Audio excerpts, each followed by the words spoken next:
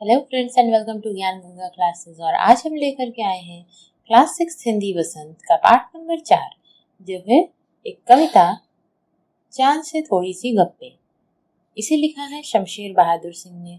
और आज हम इस कविता को पढ़कर जानेंगे इसका आशय, इसका भावार्थ और करेंगे सोच शब्द अर्थ और साथ ही इसके करेंगे प्रश्न उत्तर।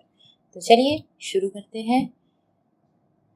गोल है खूब मगर आप तिरछे नजर आते हैं जरा, आप पहने हुए हैं कुल आकाश तारों जड़ा, सिर्फ मुंह खोले हुए हैं अपना गोरा चिट्टा गोल मटोल।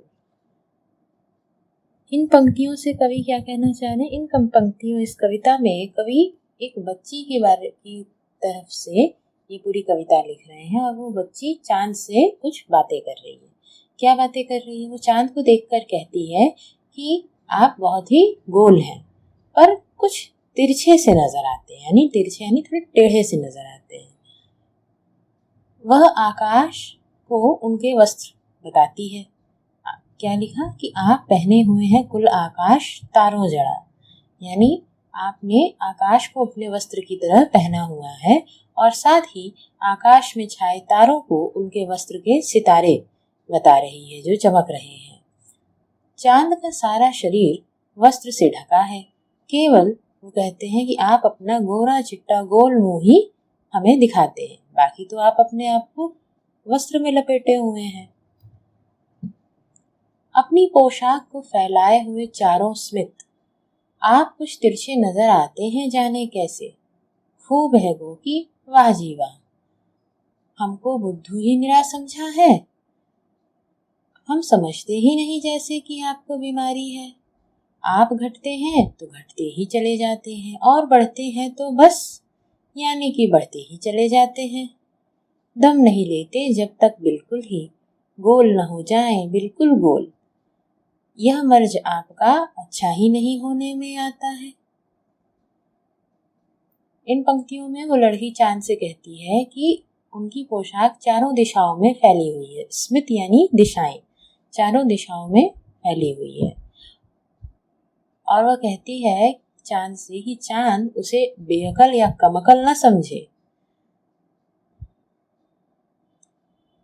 उसे पता है कि चांद को बीमारी है। वो बीमारी क्या है कि जब वे घटते हैं तो वे लगातार घटते चले जाते हैं और बढ़ते हैं तो बढ़कर पूरे गोल मटोल हो जाते हैं। चांद की यह बीमारी उनसे ठीक नहीं हो रही है, ऐसा उस लड़की का कहना है।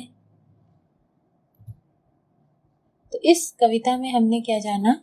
ये कविता जो शमशेर बहादुर सिंह जी ने लिखी है, इस कविता में कवि ने एक 10-11 साल की लड़की के मन का वर्णन किया है, उसकी जिज्ञासु प्रवृत्ति और उसके भोलेपन के बारे में बताया है। जिज्ञासु होने के कारण वह चांद से कई सारे सवाल पूछना चाहती है, उनके बारे में अधिक से अधिक जानना चाहती है। वह चांद से पूछती है कि वे तिरछे क्यों नजर आते हैं, वो अपने आप को आकाश की चादर में क्यों लपेटे हुए हैं, उनको ये घटने और बढ़ने की बीमारी क्यों है।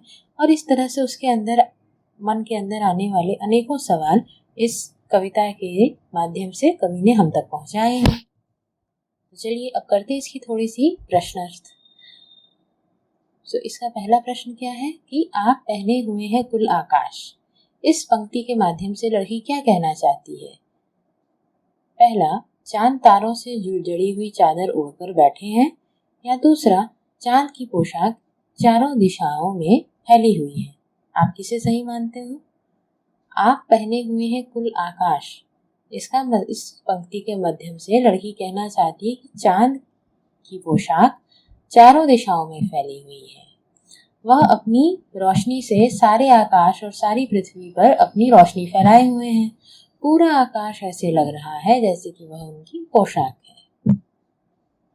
कवि ने चांद से गप्पे किस दिन लगाई होंगी? इस कविता में आई बातों की मदद से अनुमान लगाइए और इसका कारण भी बताइए। पूर्णिमा, अष्टमी से पूर्णिमा के बीच या प्रथमा से अष्टमी के बीच। जिस दिन कवि ने चांद से गप्पे लगाई उस दिन वह पूरा गोल दिखाई दे रहे थे। कविता में भी चांद के गोल होने की बात कही गई है। चांद सिर्फ पूर्णिमा के दिन ही पूरा गोल दिखाई देता है, इसलिए पूर्णिमा के दिन ही कवि ने चांद से गप्पे लगाई होंगी। नई कविता में तुक और छंदों के बदले बिंब का प्रयोग अधिक होता है। बिंब यह तस्वीर होती है जो शब्दों को पढ़ते समय हमारे मन में होती है। कई बार कुछ कवि शब्दों की ध्वनि की मदद से ऐसी तस्वीरें बनाते हैं और कुछ कवि अक्षरों और शब्दों को छापने में इस तरह बल देते हैं कि उनसे हमारे मन में वह चित्र बने। इस कविता में अंतिम हिस्से में चांद के को गोल बताने के लिए कवि बिल्कुल शब्द के अक्षरों को अलग अलग करके लिखे हैं। तुम इस कविता के और किन शब्दों में चित्र की आकृति देना चाहोगे? ऐसे शब्द अपने तरीके से बताओ। इस कविता और शब्द को जिन्हें हम आकृति दे सकते हैं वे हैं तिरछे, गोल मटोल, मरज, पोशाक। और इसके साथ ही हमने ये चैप्टर कर लिया और हमारा इस कविता को समझते हुए हमने इसके ढेर सारे प्रश्न उत्तर भी किए। I hope you got it clear. और अगर कोई डाउट या कोई क्वेश्चन है तो मेक श्योर आप हमें कमेंट्स में पूछ सकते हो। I will be happy to help you out. और साथ ही हमारे और इस तरीके की इंटरेस्टिंग वीडियोस जानने के लिए और हमेशा पाते रहने के लिए make sure you hit the subscribe button and the bell icon to never miss any video update.